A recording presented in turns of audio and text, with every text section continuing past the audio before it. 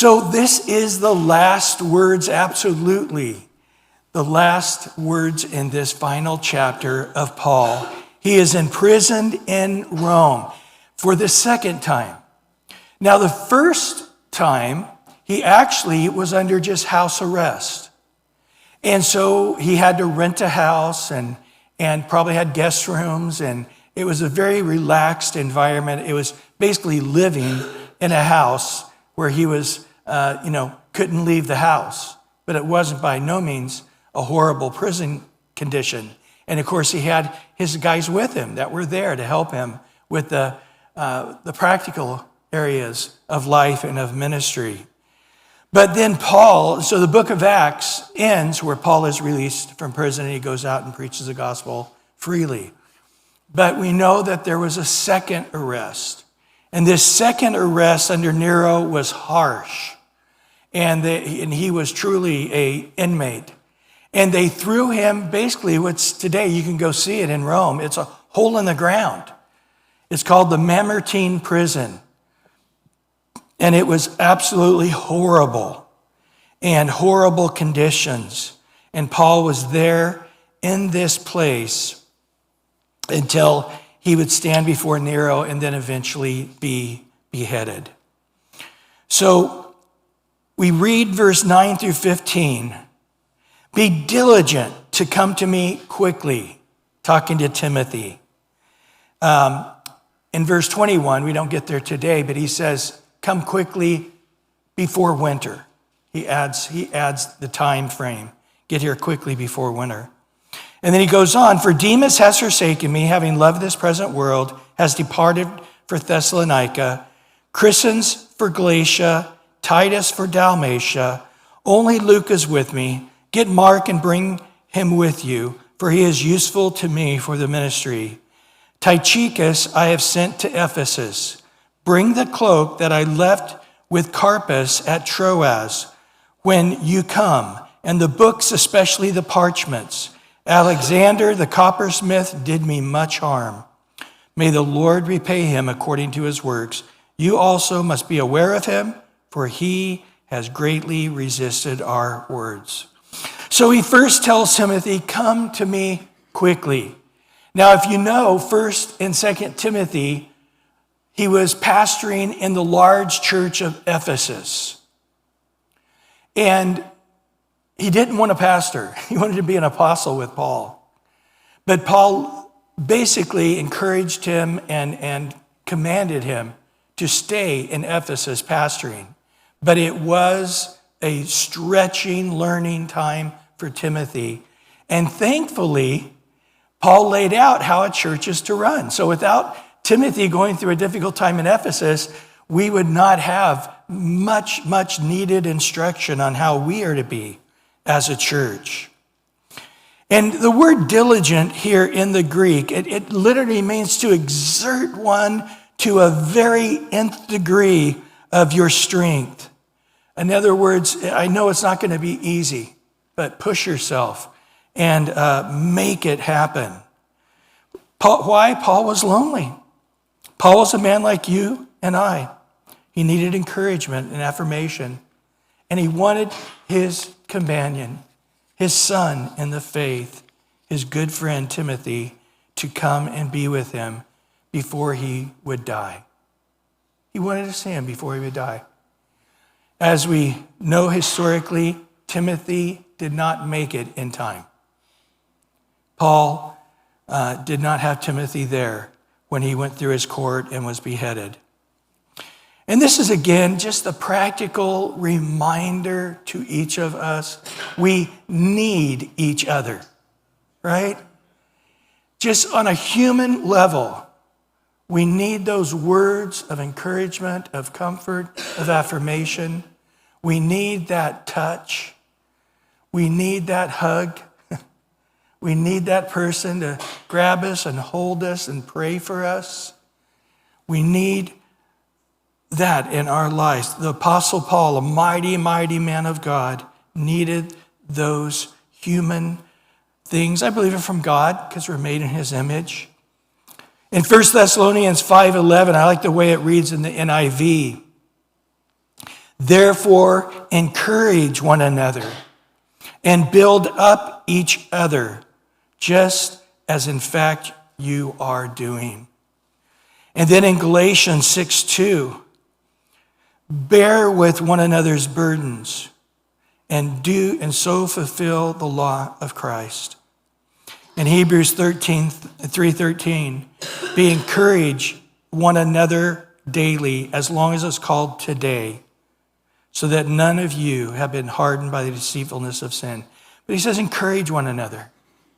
And of course, Paul does say much, and Jesus says much about visiting those in prison and those who are in prison who need that encouragement, especially when they've been arrested for the cause of Christ. Well, now we go to verse 10. And this is about those friends that have brought disappointment, that are not the friends that Paul thought they were. And in verse 10, Demas has forsaken me, having loved this present world, and has departed for Thessalonica, Chrysis for Galatia, and Titus for Dalmatia. So he says Demas, and it's a very strong word, to have forsaken. It's literally the word to abandon in time of need. It's a very strong word. To leave somebody's side when they're helpless. And that was Paul. Remember, he only had Luke there and evidently Demas. But the fire got too hot for Demas. There was always the chance in Rome to become guilty by association. Isn't that guy also one of your followers? What did Peter do when he was confronted? No, I've never met the guy. Well, I can tell you, actually, you're from Galilee. No, you're wrong. I don't know him. Never met him. They were afraid of that moment where the lawyer says, and here's a couple other guys that look like they're dressed from the same place Paul is, and let's have them come up to see if they're guilty too. No doubt there was that fear. But with Demas, it says he loved this present world. I do not know why I think this, but I think in my mind, absolutely not in the Bible, not in history, that some rich uncle died and he got a big inheritance. Now, the reason I say that is I have actually seen this a few times in my life, at least 3, maybe many more, but I can think of 3 offhand, where people that were of minimal means, but they were humble servants of the Lord. Their joy to life was church on Sunday. That was their focal point, like most of us who love the Lord and put God first at the first morning of the first day of the week. We want God to get our best. And then our week revolves around that. And then they get this influx of money. And let me tell you, sometimes it wasn't much. It was to them because of their position of having so little, But I've seen some get an inordinate amount of money and just saw humility change to zero humility. That sweet spirit they had disappeared. Now, I'm not saying this happens to everybody who gets an inheritance. I'm just saying I've seen it enough where all of a sudden they've got the money now to drive a nicer car, to have nicer clothes, and to go to hook up with a different group of people that they couldn't associate with before. But now they're in their same financial structure. They can, and they are, and they do, and then they walk away from the Lord. And in more than one case, they've ended up blowing it all, because they didn't know how to manage finances. And they came back, and they were that sweet person they were without the money. But I don't know why I think that. But either way, Demas, something happened where he could now go back and love the world to a very expensive place. Thessalonica was not a cheap place. It was a Roman city. So it would have been a very difficulty without an influx of money to do that. But he loved this present world. And it's interesting, if you look at the de-evolution of what is said about Demas in the letters, you sort of pick up onto it. For example, in the little one letter of Philemon, it says Demas and Luke, my fellow laborers. So Demas is right there next to Luke in quality of ministry and how he ministered to Paul. Luke, it doesn't appear he preached. He wrote 2 great letters, right? The book of Acts and the book of Gospel of Luke and the book of Acts. But it seems like he was more of the practical type of ministry, where Demas evidently was in that too. But then in Colossians 4:14, it just says, Demas greets you. And then we have this, where now he goes from being a laborer to he's with us and he says hi, to now he's forsaken us. It's interesting because Paul, last week, we saw in verse 7, Paul said, I have fought the good fight. I have finished the race. And here was his great thing he did. I kept the faith. I wonder if he was thinking about Demas, where in just 2 verses ahead of this, in verse 7, he said, I can die in peace because I kept the faith to the end. I finished the race. So I don't think he's condemning Demas. I don't think he's saying this for anybody else to condemn Demas. I think he's saying it could happen to anybody. It could happen to any one of us. And the fact that he has decided to do that, it's Paul said in 1 Corinthians 10, there's no temptation that's not common to all of us, right? So he realizes that. In Hebrews chapter 3, a great exhortation for all of us to remember, because we don't know who's a Demas or going through a Demas season in our life. We may look at each other, how you doing? Great, man.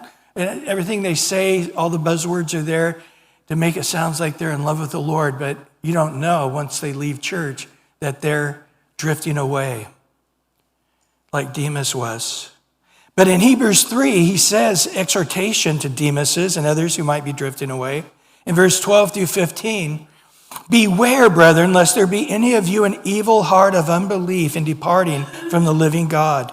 But exhort one another daily, why it's called today, lest any of you be hardened through the deceitfulness of sin. For we have become partakers of Christ if we hold the beginning of our confidence steadfast to the end. And then later in Hebrews 12, verse 12 through 13, therefore strengthen the hands which hang down and the feeble knees, and make straight paths for your feet, so that what is lame may not be dislocated, but rather be healed. So we need to come along and encourage one another why it's called day, especially if we sense there is a greater love for the world and less of a love for the things of God. And this is exactly what drew Demas away, was just a love for the present world. And he has departed. Jesus warned us about this.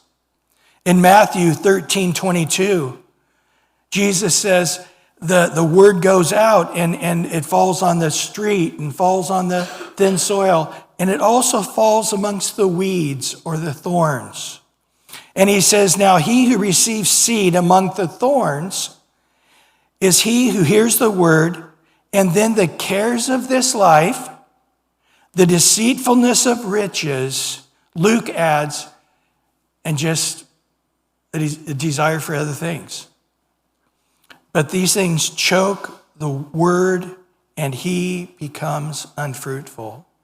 So he's not saying he lost his salvation. He's not saying he's going to hell. He's not saying I turned him over to Satan, that he should learn not to be so carnal.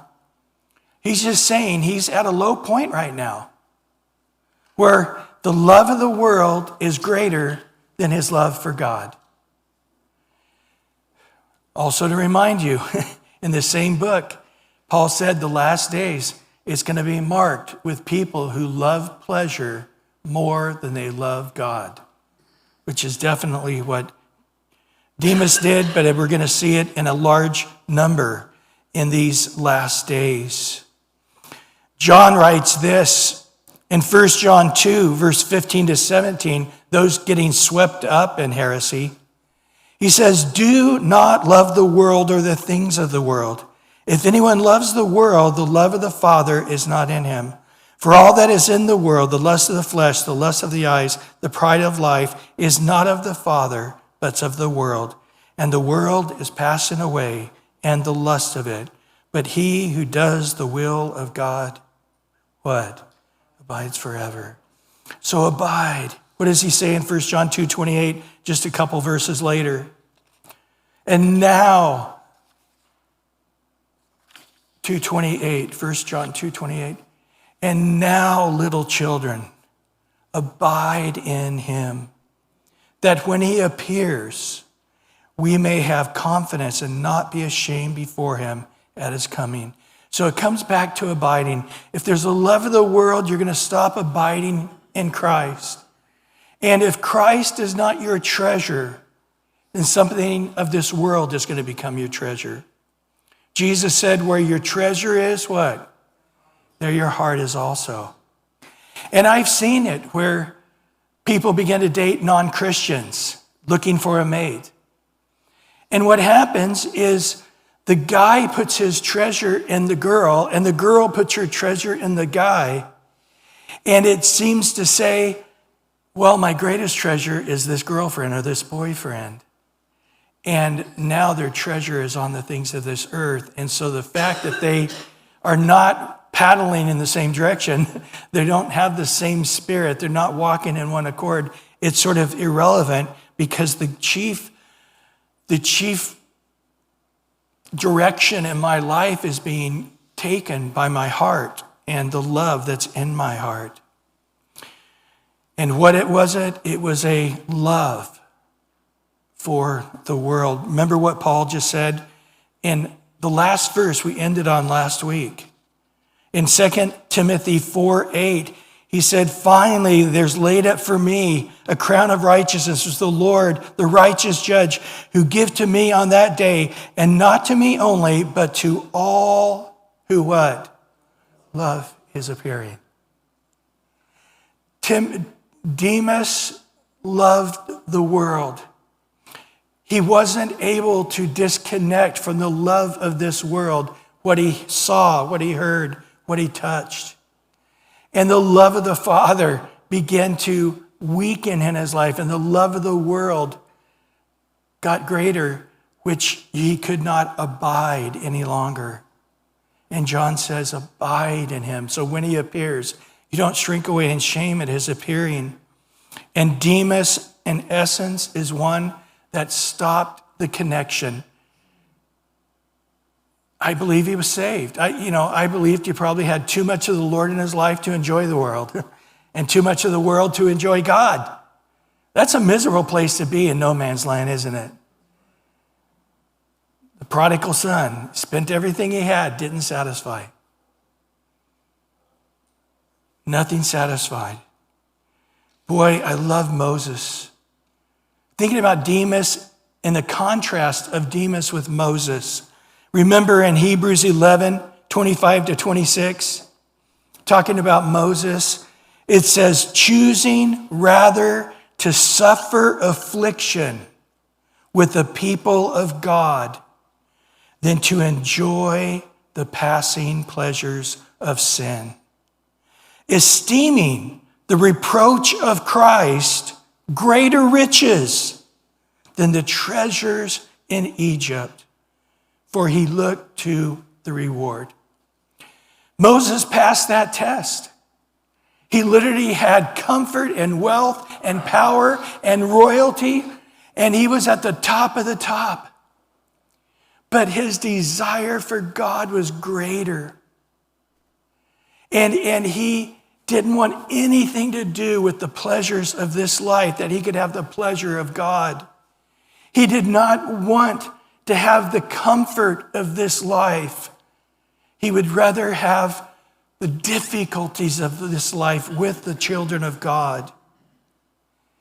And his reward would not come by getting piles of gold in the bank or big sums of money and cattle. And he knew that his reward would never be on this earth, but his reward was in heaven. Well, now we skip down to verse 11 here. It says, only Luke is with me. Get Mark and bring him with you, for he is useful to me in ministry. So the beloved Luke, we know him, don't we? This doctor that had been with Paul all along, always a quiet voice in the background. Even though we know he was with Paul when Paul shipwrecked 3 times. And then later in the book of Acts, a 4th time, Luke was with him. We also know that Luke was with him from the very beginning of his missionary journeys, or his second missionary journey. Paul says he was a beloved physician in Colossians 4:14, and Philemon 24, he called him a fellow laborer. He wrote the book of Acts and the Gospel of Luke. And then we have Mark. Now, Mark was also joined with Paul on the missionary journey. Mark, we believe, is what is called John Mark. And he has deep roots at the very beginning of Christianity. Do you remember a few months after Jesus resurrected, Peter and Peter and James the apostle were arrested. You remember this? And James, his head was cut off. Always blows my mind. Jesus spent 3 years discipling James for only 6 months or so of ministry. But that night, the day before Peter was supposed to get the same treatment, an angel came and kicked him in the side and said, get out of here. And he thought it was a dream, that he's outside the prison walking around. And it says he went to the house of John Mark's mother. And sure enough, there was an all-night, 24-hour prayer meeting for Peter's release. And so we see him early on, very much a Jew and a follower of Peter, known Peter. Well, we discover in Colossians 4:10 that he's the cousin of Barnabas, or the nephew of Barnabas. A couple different references on which way you look at it. But remember, on the second missionary journey, he takes Mark along. So Barnabas said, hey, I want my nephew or my cousin to come along with us. And Paul's like, awesome, great. This young boy that goes right back to the very beginning. Now, Mark, remember, most believe he wrote the Gospel of Mark. And in the Gospel of Mark, there is this unnamed person who heard that Jesus was arrested. But he throws a sheet on his naked body because he was sleeping, and he runs out to sea. Do you guys remember this? And they tried to grab and arrest him, and he let go of his sheet, and he streaked home. Most believe that was Mark. So he was there, really, at the foundations of Jesus' ministry and the crucifixion and the resurrection, no doubt there. But they get halfway on that missionary journey, and Mark says, they get to Pamphylia, and Mark says, I gotta go. And boy, that did not set right with Paul in particular. Well, later they're starting their third missionary journey, and Barnabas said, hey, Mark's gonna go with us again. And Paul said, no. He does not have the ability to be the kind of person that can handle what we handle. He's not going. And Barnabas said, no, he is. And it says there that Paul and Barnabas had a sharp contention.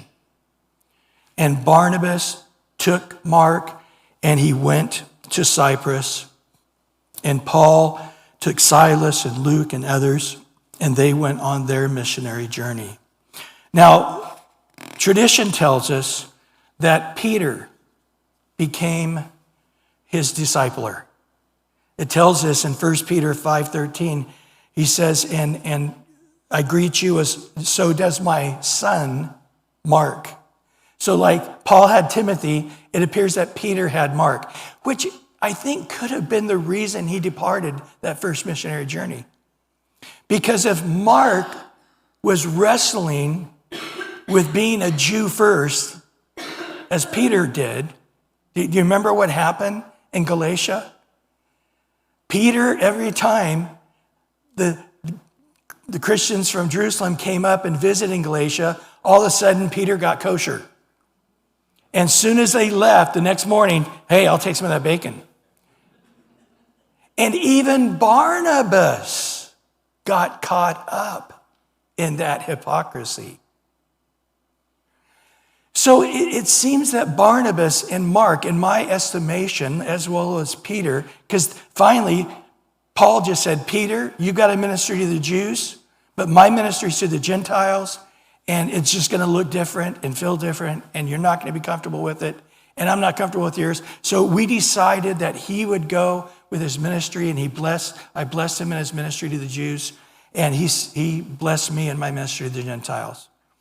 But they realized they couldn't cohabitate. So I wonder if Mark was having those same Peter-type problems of being a Jew amongst the Gentiles and just said, this is too much. I don't think this is right. I think maybe we should be circumcising them, or at least they should keep the dietary laws of the Old Testament, or definitely they should be kosher. It seems like maybe that was the struggle they were going with.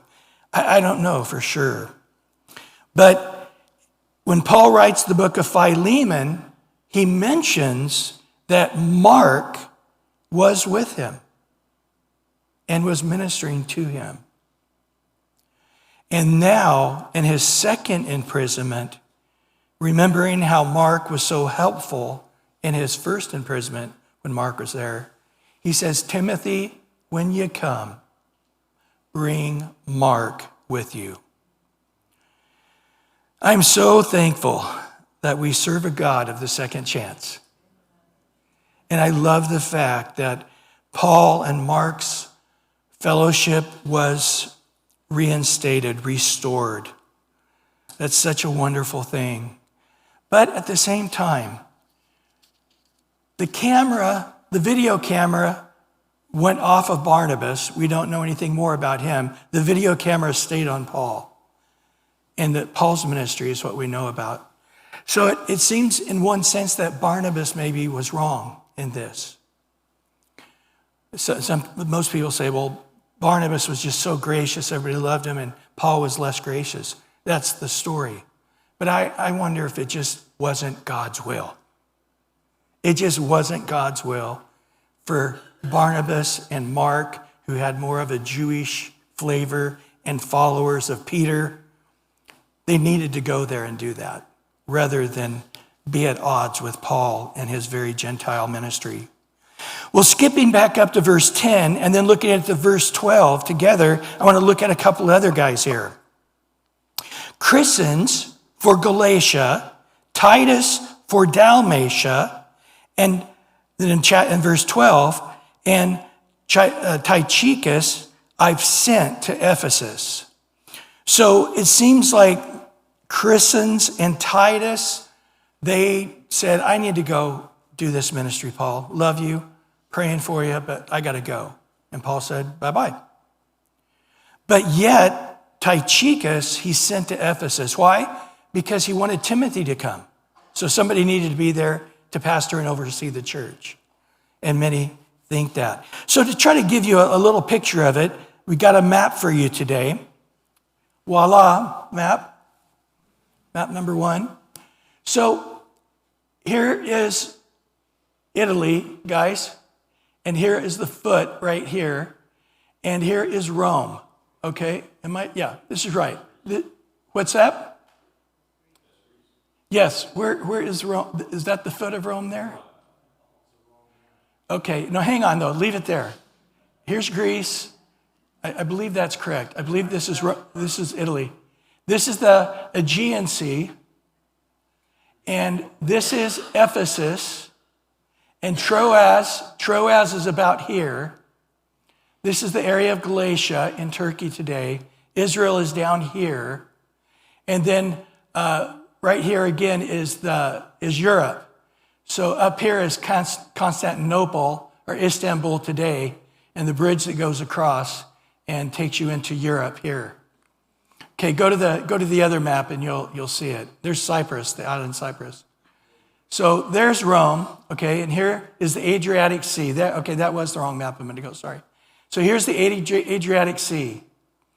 So Paul's in Rome, and we have,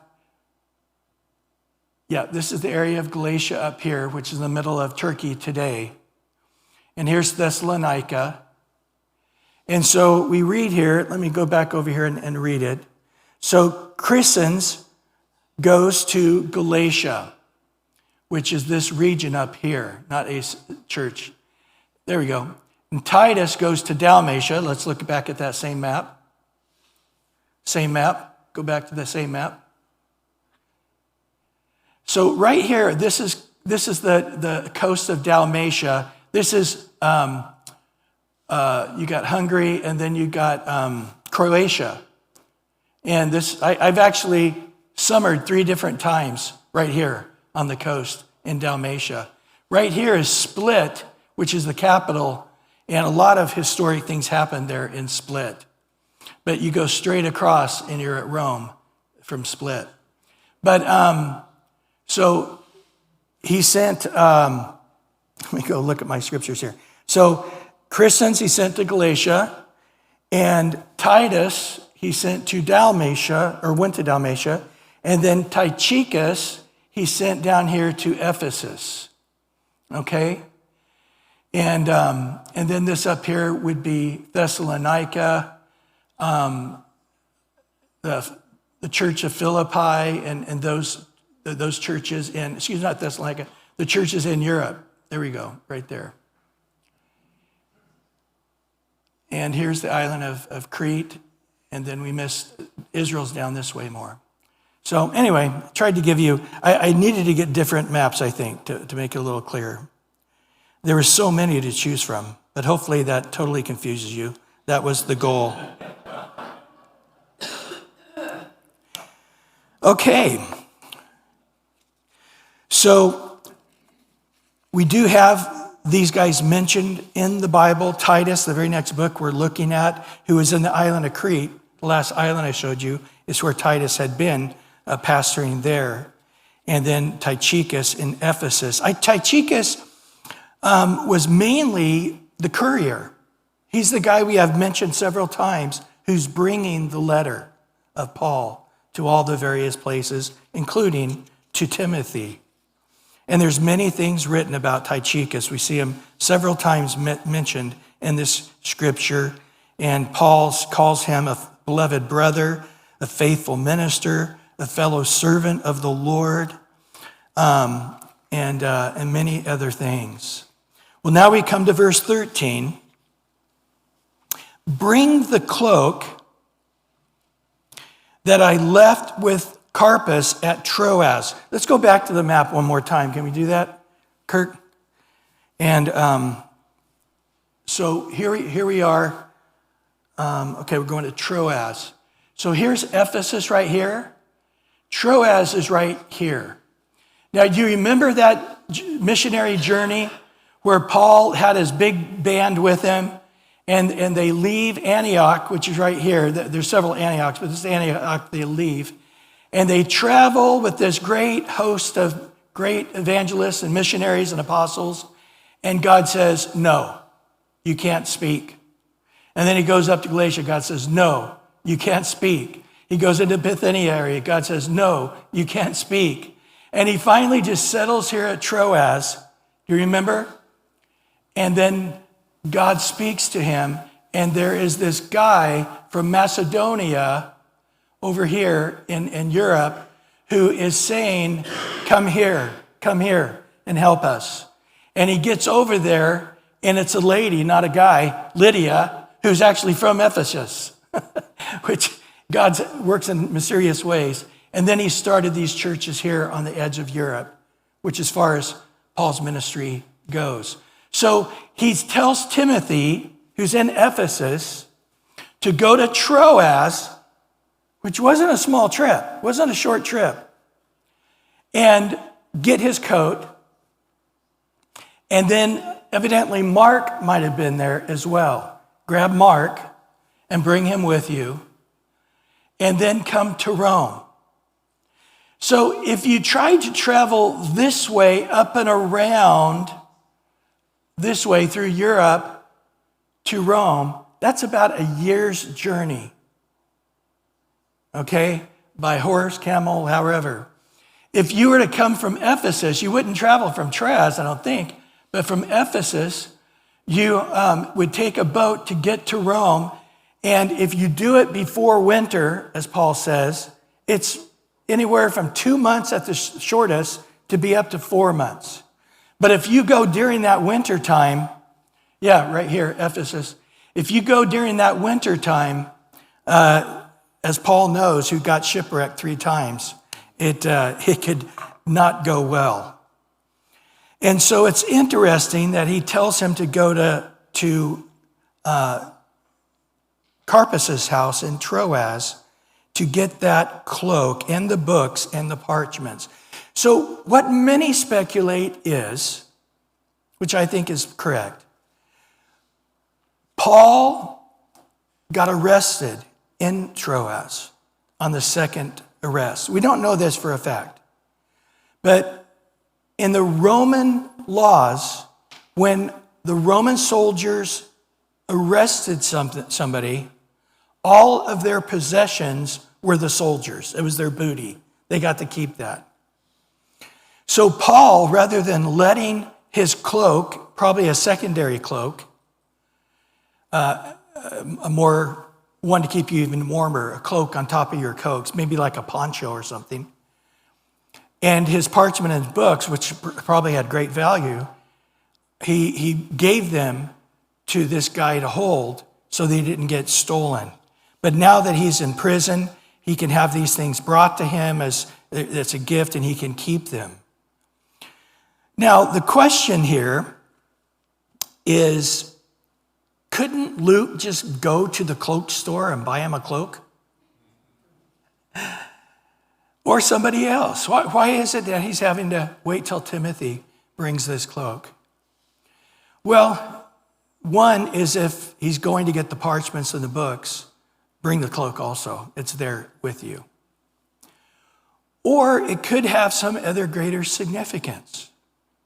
It might have been something he wanted Luke to have as a gift because Paul was going to die. Or maybe it was the garment Paul wanted to die in and be buried in. These are all possibilities. And it's sort of strange that it doesn't seem that at this point it was a cloak to keep him warm, but maybe it was a cloak later to keep him warm in the wintertime if it was needed. But what this tells us here is this. This is a good reminder that we need to consider the simple physical needs that people have. Paul gave everything to serve Christ. In his end of his life, he had very few possessions. He had completely forsaken all his friends, and his friends had forsaken him. And he was just an ordinary guy with an ordinary need, needing a cloak. Well, we end today in verse 15, or 14 and 15. Alexander the coppersmith did much harm. May the Lord repay him according to his works. You also must beware of him, for he has greatly resisted our words. Now you might remember in chapter 1, 1 Timothy 1, verse 20, Paul mentions a guy who shipwrecked in regards to his faith, and Paul handed him over to Satan that he would learn not to blaspheme. In 1 Timothy 1:20, it says this, and of whom Hermogenes, and here it is, Alexander, whom I delivered to Satan, that they may learn not to blaspheme. So some think that this Alexander guy, who was a coppersmith, which usually was making idols, but maybe he went to doing something else, that now his heresy and had a group of followers, that they were actually really hurting Paul, maybe to the point of traveling to Rome to testify against him. And Paul is saying, this guy has money, he has followers, he has clout, and he is mean, and I'm sure today he would be a Democrat. Those kind of things. Remember I told you earlier?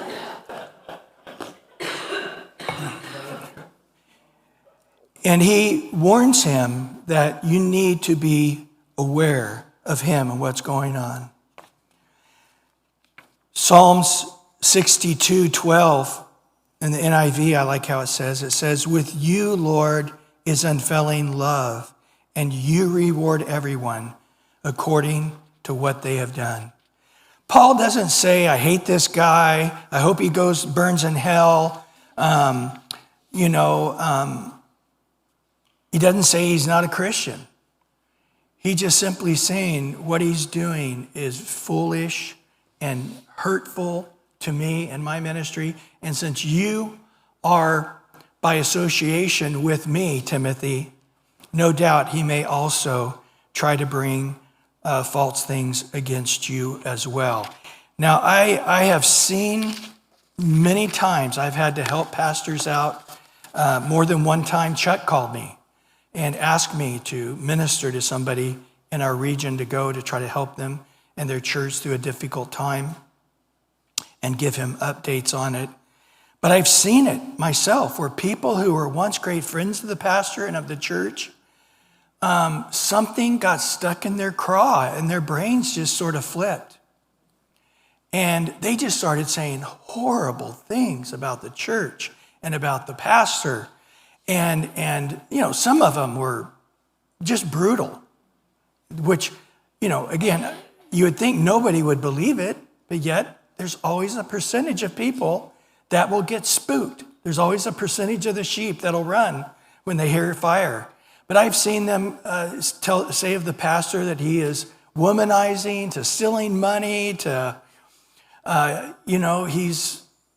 commentaries he reads are that of heresy, and that he has read the book on Hitler on how to give good oratory and, all kinds of things. I mean, just a whole smidret of things.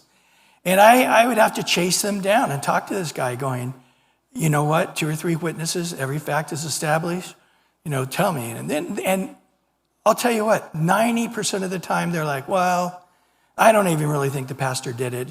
I just got so mad I said that.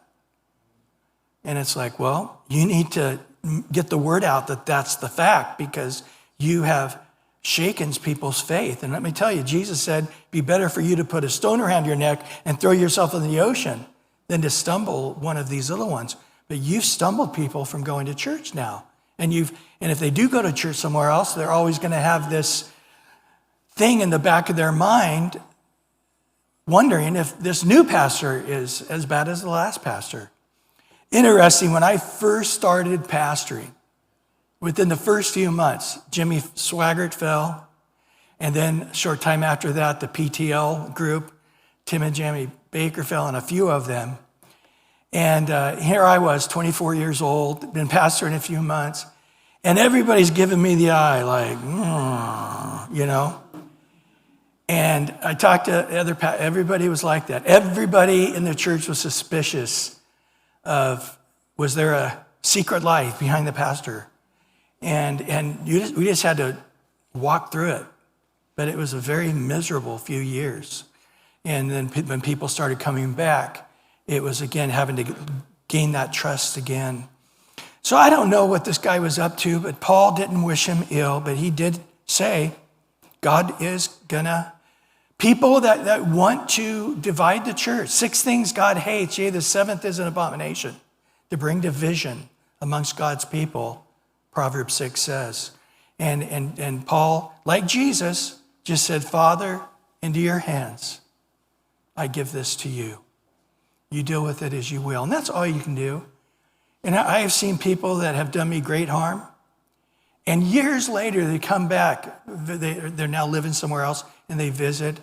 And they come back and give me a hug and talk to me like nothing ever happened. And so glad to see that things are great. And they always say this, it's so good to have seen you grow so much, Bryan. It was a backwards, that's why you were so screwed up back then type thing. And I would just like, you know what, I had just given it all into the hands of God. I have nothing in my heart against anyone. I could love them and overlook that and just keep going. But Paul here, it's a matter of life and death.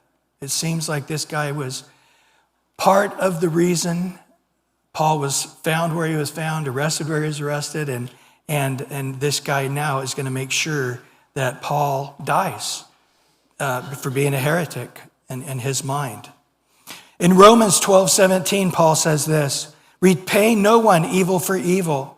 Have regard for good things in the sight of all men. I love that. Don't repay evil for evil. Timothy, I'm saying, hate this guy, give him a cold shoulder, do anything evil. I'm just saying, be aware. So if he tries to buddy up with you and take you to lunch, and I've seen that as well, where people try to buddy up with you, really just stab you in the back while they got you somewhere. Don't say no. Stay away from that guy. In Romans 12:19, Paul says, beloved, do not avenge yourself, but rather give place to wrath. For it is written, vengeance is mine, I will repay, says the Lord. And Jesus gave us the best advice, the best wisdom in Matthew 10:16. Behold, I send you out as sheep in the midst of wolves. Get an amen for that? Therefore, be wise as serpents, but harmless, innocent, gentle as doves. So don't be like a dumb sheep that has no idea he's sniffing around, a wolf's cave. Understand there's wolves out there. There are people that genuinely hate Jesus, hate Christianity, and they hate you for that.